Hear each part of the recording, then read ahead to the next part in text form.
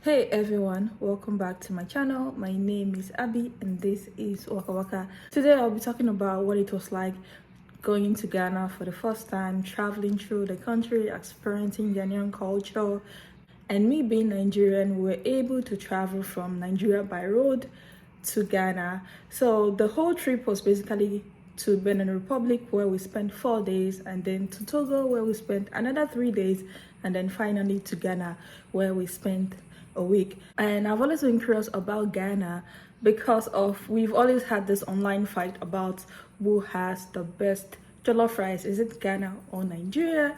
And at the back of my mind, I've always wondered, how can I be fighting with someone that I don't know them? I know Ghanaians, but I don't have a Ghanaian friend. I don't know anybody that's from Ghana. I don't know anything about the Ghanaian culture, so I can't just fight you if I don't know anything about your country. So this was basically me going to research the enemy, which is the Ghanaian, right? And okay, I'm just going to show you guys these few clips of everything we did in Ghana, just to kind of like give you guys a perspective of what we went through, how the adventure was in our 1 week in Ghana.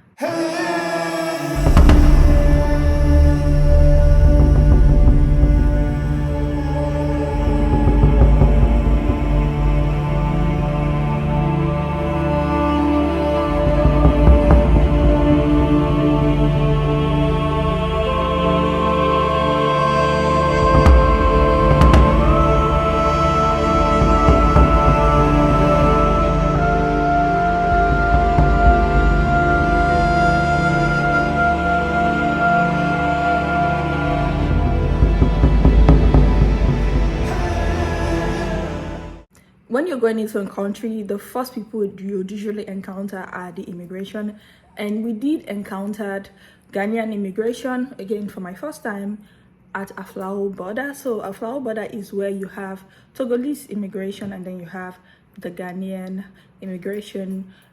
Go and watch my Togolese vlog. I talked about our experience at the Togolese immigration, but I have to say, our experience at the Ghanaian immigration was actually one of the best immigration experiences I have ever had in my traveling life. It was amazing. They were welcoming, they were friendly, they helped us with direction. First impression, I was really swept off my feet with the Ghanaian immigration. Of course, at the immigration office, we had to provide where we're staying in Accra for all of the places we'll be staying in the country for the 1 week. We presented our passport. We also, before we even entered the office, they asked for a COVID test, which will show that we've been actually vaccinated, but not COVID test, sorry, to show that we've been vaccinated. So they checked our temperature. Then we went into the office.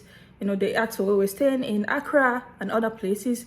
When we filled in our information, and I think we paid like 50 cedis for the visa, which is for your entry into the country, and it lasts for 30 days. Now, there was one thing that the immigration guy pointed out to us, which was basically, just in case you might be staying longer, if you feel like the days are running out, look for a nearby immigration office and extend your stay in Ghana. After we left the immigration, we went into Ghana, which is that area which is called Aflao, and that was where we changed some money at the border, and we were able to find this bureau de change guys. Was able to change 50,000 naira into 550 cedis. 50,000 naira into 550 cedis. So Nigerian money has decreased in value against the Ghanaian cedi. So you need to watch out for that, because I did find out that traveling in Ghana was actually expensive for me as a Nigerian.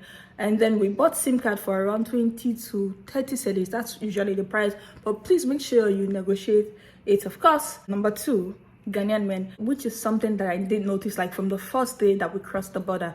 I have to say that, and this is a compliment, Ghanaian men are actually and I've seen a lot of African men, but these guys are tall, dark, and handsome. We have tall, we have some dark, and we have some handsome. But if you're looking for the most handsome men, they're actually one of the most handsome men I have ever seen. And that is if you're into tall, dark, and chocolatey, fine ass looking men. Okay, I am Nigerian. We have a lot of good looking men. So I know some Nigerians might come to the comment section to argue and say, oh, Nigerian men are really, yeah. we have a lot of good-looking men in Africa, but that's specifically tall, handsome, chocolatey, good-looking men Ghana is. And this is basically from observation, okay? Now, let's talk about Ghana as a country in general. I did enjoy traveling in Ghana. Ghana is actually a beautiful country, and it is not just beautiful, it is also clean. And this is where I'm going to compare it to Nigeria. It is actually cleaner than Nigeria, okay? Again, my own observation, and I am well traveled, okay? Nigerians, I am Nigerian. Don't come and fight me in the comment section. I am really serious. Ghana is clean. Cleaner, I'm not saying you won't see dirt around, but it is cleaner than Nigeria. All right? And now let's talk about, again, still on that traveling in the country. Now, I'm going to talk about how we traveled in Ghana for you to know that I know what I'm talking about. So we traveled from Aflao to Ho to Hohe. All of this was done by road. I didn't take a plane. This is not a fancy trip. This was like a proper road trip, okay? In the bus, slumming it up. That was a Ho to Hohe. Then we went to Willy, where we did the waterfall. There's also the highest mountain there, Mount Afadjato. We didn't do that because we were trying to catch the next bus that was going to go to Akosombo. Now, Willy is the Volta region. The drive from Ho to Oho to the Volta region, yeah, it's still that area, was beautiful. Like when I say beautiful, calming, mountains everywhere, the winding road, the people were nice, welcoming. It was just, it felt so good. It felt like, I'm not even in Africa. It felt not, I won't take that compliment away from Africa. I felt African warmth and hospitality for the first time traveling in Ghana. That was, that was it. That was really it. Now, again, still traveling in Ghana, right? I know Ghanaians would say Ghana is better than Nigeria. In regards to the road, okay, no. So from Willy to Akosombo to Aburi to Accra, that was how I traveled in Ghana, all by road. And I also went by road. So don't tell me that, she just flew into Ghana and did that. This is not Dirty December vlog. This is an actual traveling in Ghana, okay? Now, I can compare the road to the ones we have in Nigeria. Bad roads, like really, really bad roads. And there were parts where the roads were really good, no doubt about that. But in regards to road situation, I think Ghana and Nigeria are on the same level. In regards to size of country, I have to say that, yes, Nigeria is a big country because, Nigerians would always be like, that small country, Ghana. So at the back of my mind, because I've always heard that small country, Ghana, I thought that Ghana is a small country. But when we were traveling from Willy to Akosombo, it took, 7 hours or 8 hours. That is not a small country. You can't tell me I'm traveling for 7 hours and that is a small country. Nope. Ghana, at the end of the day, I came to this conclusion that, yeah, Nigeria is bigger than Ghana, but Ghana is big in its own right as a country. There's also another thing that I noticed while we were traveling was the police stop. In Ghana, when you see a police stop, you see like an actual designated, like a place built for police to stand and for them to stop cars, not like in Nigeria where they would just put sticker along the road and tell you to stop, park here. No. It was totally, everywhere we got stopped were an actual police checkpoint, like it is being done properly. Now, we did stop, I think they stopped us like 3 times while I was in Ghana, while we were traveling throughout, and they would search your bag. They searched my bag. They would ask you what's in your bag, like clothes, shoes, blah, blah, blah. Like, open it, let me see. And then I open my bag. They don't see anything. You guys can go. It's as simple as that. There was a particular time where a guy didn't know what was in his bag, so they called him into the office. And they were in there for like 20 minutes or so while we were all waiting outside. So again, police experience, I'm trying to compare it to what I know, which is basically Nigeria. Totally different. Now, street food, one thing, I actually did not eat a lot of street food, but I did try the street food once because I am very iffy, like when I'm traveling and, I can get food poisoning. So I'm very careful with street food. So even if I'm going to eat the street food, if it is usually fruits, or I feel like a food that is being cooked right in my presence, and I feel that the environment is clean. One thing that I did love about Ghanaian street food was that everything was in a box. They had like a transparent white box, and they would have like yams and fried plantains and like other things that they sell along the road.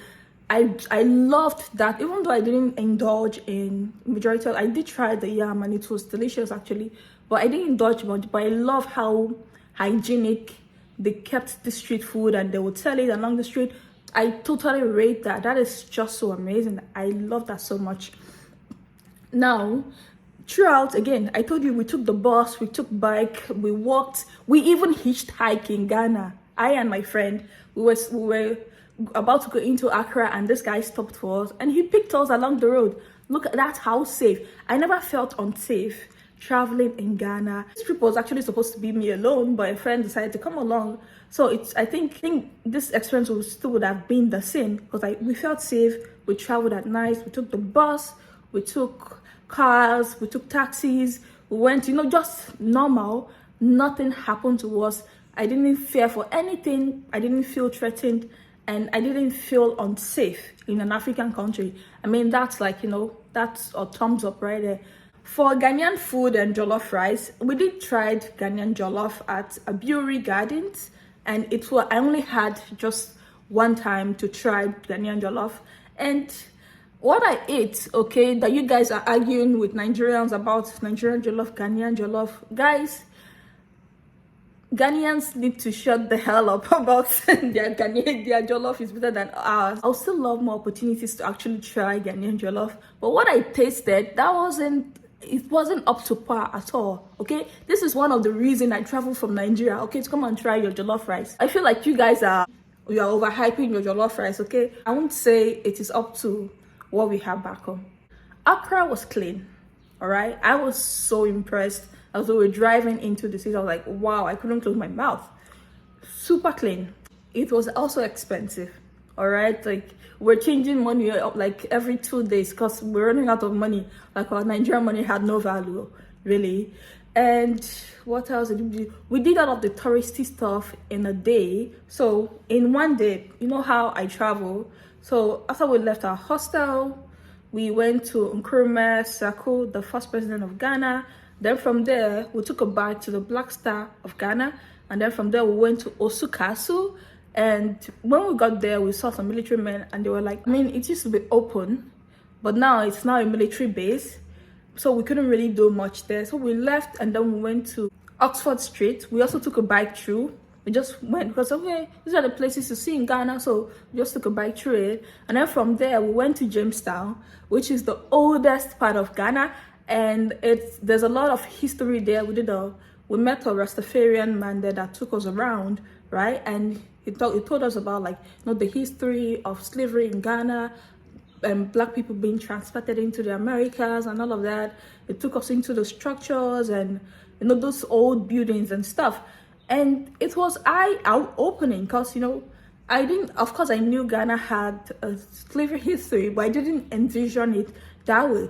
One thing that I also did not read in the blogs, because most of the time when I'm doing my research, I don't even watch videos, but I would read about stuff, but nobody mentioned that aside from Jamestown being the oldest town in Ghana, right, one other thing is that it is also the ghetto, because we went to where the fishermen house their boats. It was really dirty, it was stinky. They were, nobody told us that. So I'm telling you, if you want to, I made a really good video there, but just keep that at the back of your mind that it is the ghetto.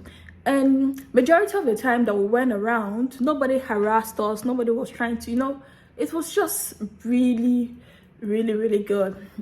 Now, also in Accra is really hot, okay? It is hot and humid.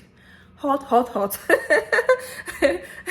And also one thing that I noticed in Accra was I saw a lot of mad people in the streets, just roaming around, they look haggard and really dirty. So I asked one of the drivers, and he said that there's actually a mental institution right in the middle of Accra, and sometimes when the family of these people don't come to pay for their stay, they kind of like throw them out and they just roam the street.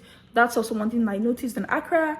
And then while we were traveling through the country in Ghana, I noticed that along the roadside, there were a lot of burial grounds, not just burial grounds, right? So you get like, like in Nigeria, we have burial grounds, like specific places that you bury people, but then it's kind of like fenced and you don't really know that it's a burial ground until you look closer.